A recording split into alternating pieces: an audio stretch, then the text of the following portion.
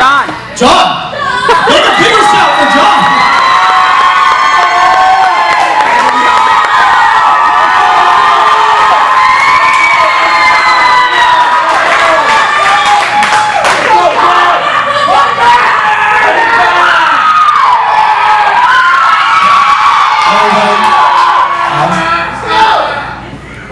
I just want to say, before I get started, thank you for everybody who came out tonight. I know we could be doing so many different things tonight. We could be at our cousin's house, at a friend's house, we could be at a party, we can be at school events, and I know football season started for high school, so we can be at those too, but you guys chose to be here tonight. And I really encourage you guys to lean in, and just come in close, because you do not want to miss out what God has for you guys tonight, okay? So I also want to mention, Ignite is right after service, over there by the fire pit. I don't know if George mentioned that. I kind of zoned out for a second. But, so the message I have for you guys, for everyone tonight, is to help you in school year, help you in your school year to be prepared and ready. I know most of us have started school already. We're going to be diving back into the same routine of working, studying, and dealing with all the problems that come with high school. How many know those problems that come with high school or college? Really? No one else? You doesn't know the problem? Really? I was about to say, oh, okay. But I know there's a lot of situations. I know there's a lot of temptation, dealing with people, dealing with friends, and dealing with just gossip all around. How many of you guys don't like gossip? You guys don't like to be talked about, right? I don't either. But these are the situations that are at our school. And honestly, every time we wake up and we go to school, it's the same thing. We wake up to the same exact thing every single day when we're in school. How many of you guys can agree with this? So many of us know that there's a routine that we usually follow. This routine we follow is simple and basic. Waking up, getting ready, doing assignments, taking tests, and taking notes. After the school bell rings, we either go to sports or go to clubs, or head home and do our homework, eat dinner and go to sleep. We repeat this same routine the next day and throughout the whole year with the school. And through our lives too. Because how many know our school is part of our lives? So we do this with little or no change. When I say little change, I know it's because we either have finals, so we get to wake up a little later, we get to wake up at 10 o'clock, so we all love that. Or maybe because you get a sick day, you're like, Mom, I'm sick, Dad, I'm sick. Can I stay home, please? And you're like, yes. But, so, I want to really look at the word routine. This is the definition Google provides for routine. Performed as part of a regular procedure rather than for a special reason. A sequence of actions regularly followed a fixed program. When we get used to this routine, we don't step out and do things different. We stick to this routine. We stick to this routine because we're scared. We're scared of change. We're scared of what could happen if the routine is out of place, out of balance. We're so used to just knowing what's going to happen and how the day will go. Then we get stuck in the routine. Then we get stuck in that routine, all because we fear the unknown. We fear the outcome. How many of you guys fear the outcome of life? How many of you guys fear the unknown? Sometimes you don't want to step out because you're too scared of what's going to happen. I want to go to 2 Kings chapter 7. I'll give you guys a minute to get there if you guys have your Bibles. Y'all should have your Bibles because it's mobile now, so.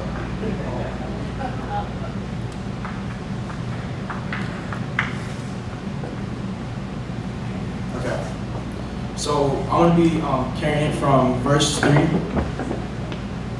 Alright. There were 4 men sick with leprosy near the city gate. They said to each other, "Why are we sitting here waiting to die? There is no food in Samaria. If we go into the city, we will die there. If we stay here, we will also die. So let's go to the Aramean camp. If they let us live, we will live. If they kill us, we will just die." So that evening, the 4 lepers went to the Aramean camp. When they came to the edge of the camp, no one was there. The Lord had caused the Aramean soldier to hear the sounds of chariots, horses, and a large army. So the soldiers said to each other, "The king of Israel has hired the kings of Hittites and Egyptians to come against us." The Arameans ran away early that evening. They left everything behind. They left their tents, horses, and donkeys, and ran for their lives. Verse 8. When these lepers came to where the camp began, they went into one tent. They ate and drank. Then they carried silver, gold, and clothes out of that camp and hid them. Then they came back and entered another tent. They carried things out from this tent and went out and hid them. Then they said to each other, "We are doing wrong. Today we have good news, but we are silent. If we wait until the sun comes up, we will be punished. Now let's go and tell the people who live in the king's palace." So this summer, most of us, and if not all of us, came back from the summer conference, Elevate 2019. How many of you guys went to the summer conference? How many of you guys enjoyed it? Come on, I need a little bit more excitement from you guys. We all gained a lot from this conference, yeah? Yeah. We all came back from that conference different. That routine that we followed was broken. It was just, I know we were in school, but just that routine of just waking up, doing things, going to church, and then coming back. But we all stepped out in faith, right? We all stepped out and did something different. We outreached more. We had a team that went to Ghana and outreached over there and did ministry work, and you got to experience God in our life. How many of you guys went to Ghana, actually? Yeah. So that's the team, including me. We all went over, and this team that raised their hands, we went over to Ghana, and we stepped out in faith because God was doing something different with our life. God opened a door for us. We didn't know what to expect when we were in Ghana at all. It was scary at first because what people told us and what we heard was that it was going to be crazy, it was going to be hectic. Life over there is completely different from here. You're going to be out of place, and we were out of place. But we stepped out into the unknown. When we stepped out of faith at that conference, we received something, or you felt something. God did something in you and with you. The same in the story. These 4 lepers who were sick stepped out in faith. Even though they were in fear of what might happen, they stepped out. So they started to move. Instead of just sitting around waiting to die of hunger, they started moving. If we look back at the story, verse 6, it says, "And the Lord had caused the army," I don't know if I'm pronouncing it right, army, "to hear the sound of chariots, horses, and a large army. So the soldiers said to each other, 'The king of Israel has hired the kings of I don't know if I'm pronouncing it right, but Hittites and the Egyptians to come against us.' The Arameans ran away early that evening. They left everything behind. They left their tents, horses, donkeys, and ran for their lives." See, all it took for them was to step out in faith, to start moving, to get there, basically to, instead of just staying in one place, they started to move. They started to walk. They got up and they said, "You know what? I don't know what's going to happen. Either we're going to die and we're still going to die." So they started walking. They started moving. And they didn't know this, but God was already moving. When they started to move, God was moving too. And they didn't know. And that's the unknown. We don't know what's going to happen. Our schools, they're our platforms to reach people. And we have a saying here, it's to win one, to build one, and who's the last part? Exactly. And that's what we got to do. We got to live up to what we speak. We can't just say that at church. We can't just say that and then go and not do it. You're supposed to be speaking life, but you're also supposed to be acting in life as well. So we have to bring souls to Christ. But maybe you're saying, "I'm too scared to go and reach people or even mention God. But I want God to make a change. I want things to be different in my school." How many know that there's always that but in everything? Jordan mentioned on Wednesday, and I was like, dang, I'm going to use that. There's always that. I'm not going to say it because I'm scared to say it, but if you were there, you know what I'm talking about. There's always that but in everything we do. I want to go to the gym and I want to lose weight, but I ain't going to get up. I don't want to move. I'm too lazy. I'm too tired. I want to stay here. You're too busy lifting that fork and that plate to be getting up and going to the gym, right? Hey, I'm not pointing at anyone. I'm looking over there. Those people over there. But seriously, how many of us are like that? How many of us are too lazy to get up and move? But also, we're scared too. We're scared because we don't know what's going to happen. We're scared because someone's going to talk about us afterwards. We're scared because what happens if they look at me funny the next day? If you're really scared about that, you need to change a lot of things. Jesus went on the cross. He died on the cross. That's probably the most scariest thing ever. And the fact is that he knew what was going to happen. He knew that he was going to go on that cross. And he still went. He knew what was going to happen. And he still went. He didn't run from it. And he didn't stay in a place and say, I'm going to stay here and let everything else happen. See, you want change and you want to see the difference, but you want everything else that comes with it. You don't want the movement that comes with it. The stepping out of the box that comes with it. To start moving in faith and take that leap for God, right? Am I right or am I wrong? So you got to start moving. Come on, y'all stand up, stand up. I want you guys to start moving. Just walk around a little bit. Just walk around a little bit. Just a little bit. See how that, when you start moving, things start happening.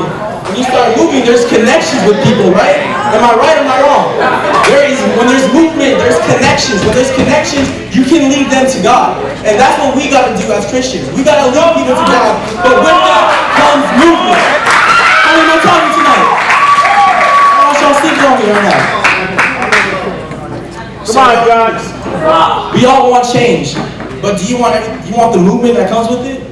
Are you going to pursue that change? Or are you just going to sit there, legs crossed, and just keep wanting? See, I always imagined this. When I was writing this, I always imagined, and I'll say it again, I want to go talk and outreach to them, but what happens if they don't listen or talk about me? What happens if they listen and talk about me after? Who cares? Honestly, who cares?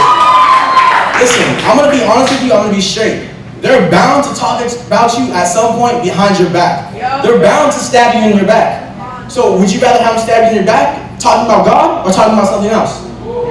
See, there's always an outcome to everything in the unknown. You can be doing nothing, and there's still the unknown of what's going to happen. God is not going to be there. Well, he's going to be there, but those situations and those bad problems are going to come too. But if you start moving for God, God's going to come in instead. We got to take out everything that is built inside of us of I'm too scared, I don't want this, and start making room for the Lord. Okay? That's good, John. Okay. So I always imagine this. If you talk about this and let's say wait. Okay. So I can only imagine that if you would say that to God, this is what God would say. I want to use you as a vessel, and I want you to make a difference. But I need you to get moving first. I need you to get out of that routine. See, we're stuck in routines because we're scared. We're stuck in routines because we don't want to know what's going to be in the unknown. What's going to come out of the unknown. We don't want to talk to that person on the side because you don't know what's going to happen. And honestly, I forgot, Ray gave a testimony, and it honestly touched me. He talked about how he just heard God tell him to pray for someone. And Ray didn't know the outcome. And he kind of tried to stir away from what God was telling him. But God kept pulling him closer into it. But once he started moving, and he's like, you know what? I'm going to go pray for this guy, because God told me to. He went and he prayed for him. And that guy said, if you guys weren't here, it was on a Wednesday when he spoke. That guy said, you're the, I think, second or third person that prayed for me. And that's how you know God's moving. God already moved in that situation, but Ray had to step out, and then when he got there, God already had him ready for it. You guys understand what I'm saying? Yeah. I'm about to close out. I know it was short, but honestly, I don't want to lose your attention because what I had to say, I know it was for you guys. That's good, John. This is what I'm going to end with. You want the change in your school, but are you willing to move to that change? Are you willing to pursue that change? God can't move through you if you're emotionless. How many know that there's a song? He creates life with motion. Do you know what I'm talking about? So if he creates life with motion and you're motionless, where's the life? Come on. See, if you're not willing to move, then God's not going to use you as a vessel. See, God won't move if you won't move. So we can either step out of the faith, take a leap, or we can stay in the back, scared of the unknown. That's all I have for you guys tonight.